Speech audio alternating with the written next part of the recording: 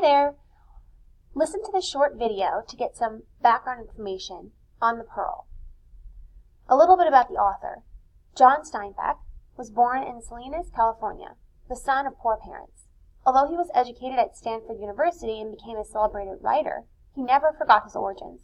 Growing up in working-class towns, he became an excellent observer of human nature and later wrote about the people he lived around, workers including Mexican-American and migrant workers.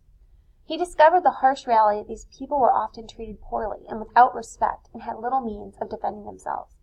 As a result, many of the characters he wrote about were down and out, isolated and oppressed. They represent the struggle theme of the novels, principally the struggle between the poor and the wealthy, the weak and the strong, good and evil, and between cultures or civilizations. These themes are all evident in The Pearl. This book originated in the 1940s. Steinbeck set out on a sailing expedition to study marine life in the Gulf of California, hoping to find universal patterns in marine species that would help him understand life in general. During this trip, Steinbeck heard about the legend of a Mexican fisher boy who had found an enormous pearl that had brought him much misery. Steinbeck developed this legend into the novel The Pearl. As you read The Pearl, watch for details about the plant and animal life in the Gulf, and the many metaphors, images, and themes Steinbeck uses which are connected to these details. You'll find that the events of The Pearl take place sometime around 1900 on an estuary, somewhere on the coast of Mexico in the town of La Paz. On a map, the long peninsula which descends from California is called Baja California. It is part of Mexico and is separated from the rest of Mexico by the Gulf of California, also known as the Sea of Cortez. You'll find lots of references to this throughout the novel. At the time the story takes place, the Indians of Mexico had already been under the domination of people of Spanish descent for 300 years.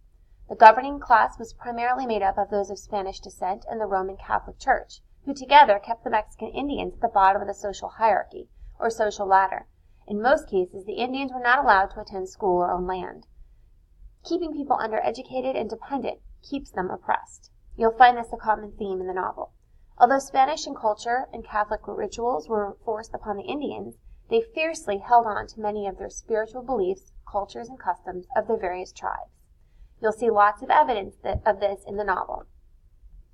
The style of this book is a short novel or novella, which is told in the form of an allegory or a parable, a short, simple work with little dialogue, illustrating a lesson or larger truth often on the subject of good and evil.